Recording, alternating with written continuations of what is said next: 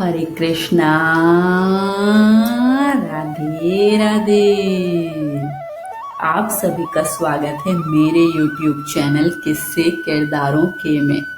और आज की कहानी का शीर्षक है रिश्ते बोझ नहीं होते। सुनो अन्या, मैं किसी काम से बाहर जा रही हूँ। तुम दोपहर का खाना बना लेना। मेधा आदेश देते हुए बोली। भाभी, मेरे पेट में बहुत दर्द हो रहा है, मैं खाना नहीं बना पाऊंगी। अन्या रुआसी होकर बोली। तुम्हारा तो रोज का ही कोई ना कोई बहाना रहता है, कभी सिर में दर्द, कभी पेट में, कभी पढ़ाई का बहाना। और अब नाटक नहीं चलेगा, जैसा कहा है वैसा ही करना पड़ेगा। रविवार का दिन था, सो आदित्य भी घर पर था। बहन की हालत देख उससे रहा नहीं गया। वह मेधा से नाराज होते हुए बोला, कैसी औरत हो तुम, जो एक औरत का दर्द भी नहीं समझती। अगर अन्या की जगह तुम्हारी बेटी होती तो भी क्या तुम ऐसा ही व्यवहार करती। बस आदित्य, आप तो कुछ मत कहिए। पहले आपकी माँ ने इसे सिर पर चढ़ा रखा था और अब आप भी इसे बिगाड़ रहे हैं। कैसी बातें कर रही हो। अन्या तो सारा दिन तुम्हारे साथ काम में लगी रहती है, कभी उसने किसी काम से मुंह नहीं मोड़ा। और ऐसा कौन सा जरूरी काम है कि अभी ही जाना जरूरी है। शाम को भी तो जा सकती हो, मैं तुम्हें गाड़ी से छोड़ दूंगा।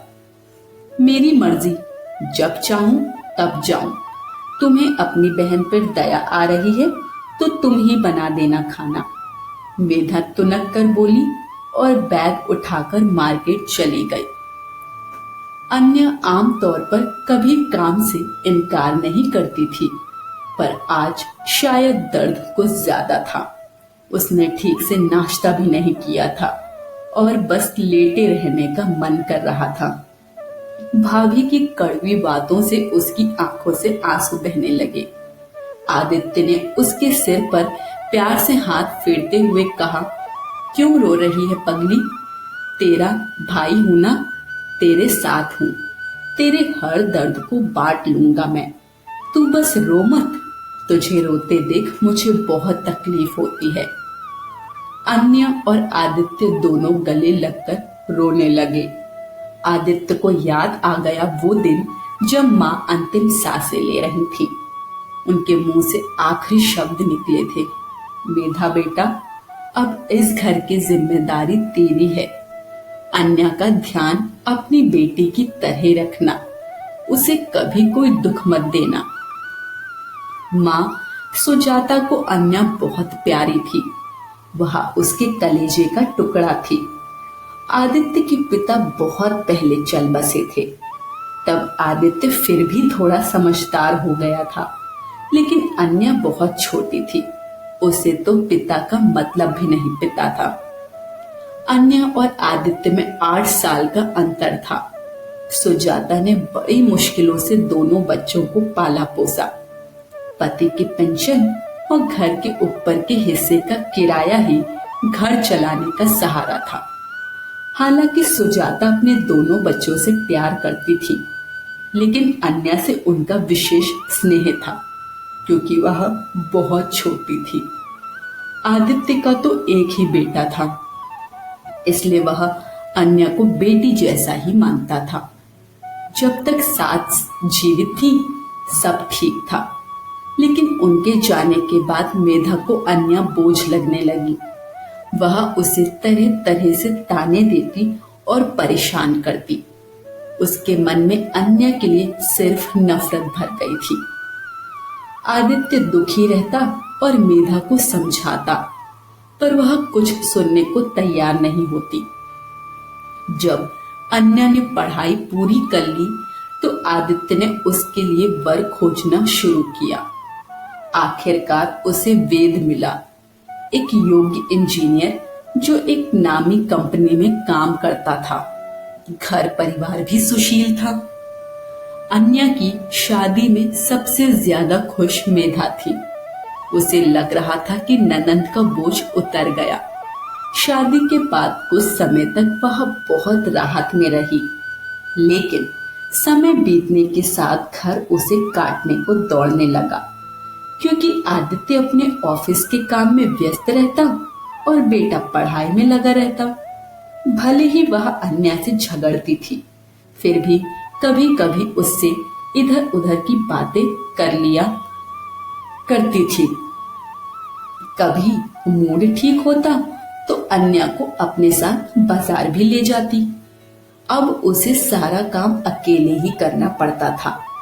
कहीं न कहीं उसे अन्या की कमी महसूस होने लगी थी।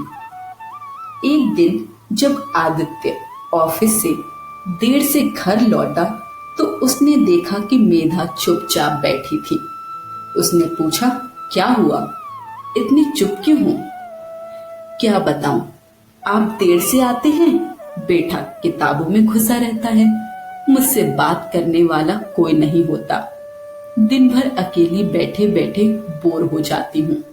जब अन्या थी तब घर में रौनक सी लगती थी, अब तो सब सूना सूना लगता है। मेधा के मुंह से अचानक अन्या का नाम सुनकर आदित्य को बहुत आश्चर्य हुआ।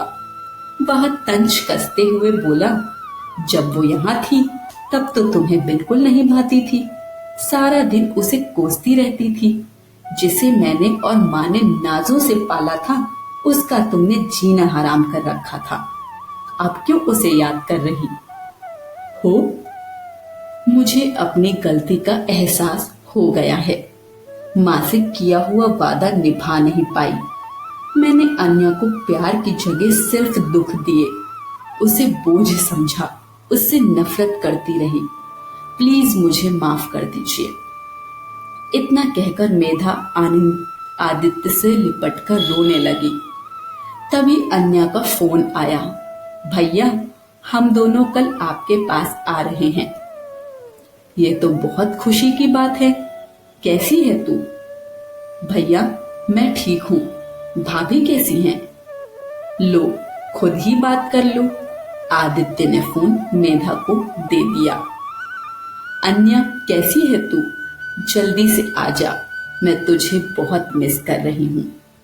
भाभी, मैं भी आपको बहुत मिस कर रही थी, बस कल पहुंच रही हूँ। नेहा अन्य से मिलकर बेहद खुश हुई। पहली बार उसे लगा जैसे वह अपनी बेटी से मिल रही हो। उसने अन्या और वेद का स्वागत बड़े प्रेम से किया। रहते हुए जितने दिन अन्या घर में रही, मेधा बहुत खुश रही। जब अन्या वापस लौटने लगी तो वह उसे गले लगाकर बहुत रोई और बोली, अन्या, मैंने तेरे साथ बहुत गलत किया, मुझे माफ कर दे। अब वादा करती हूँ तुझे इतना प्यार दूंगी कि तेरी आंखों में कभी आंसू न आए। नेहा की आंखें नम थी। आदित्य के मुंह से बस एक बात निकली, देर से ही सही, पर तुम्हें ये एहसास तो हुआ कि रिश्ते बोझ नहीं होते। भाभी, माफी मांगकर मुझे शर्मिंदा मत कीजिए। मैंने आपको हमेशा अपनी माँ माना है। माँ कभी अपने बच्चों के साथ बुरा नहीं करती। इतना कहकर अन्या ने मेधा को गले से लगा लिया। उस दिन मेधा के मन में जो नफरत की दीवार खड़ी हो गई थी, वह पल भर में ढह गई। आज की कहानी यही समाप्त होती है। कहानी पसंद आई हो तो कमेंट बॉक्स में हमें अपना फीडबैक जरूर दीजिए। वीडियो को लाइक शेयर करें और चैनल को सब्सक्राइब करें। सभी को हरे कृष्ण, राधे राधे।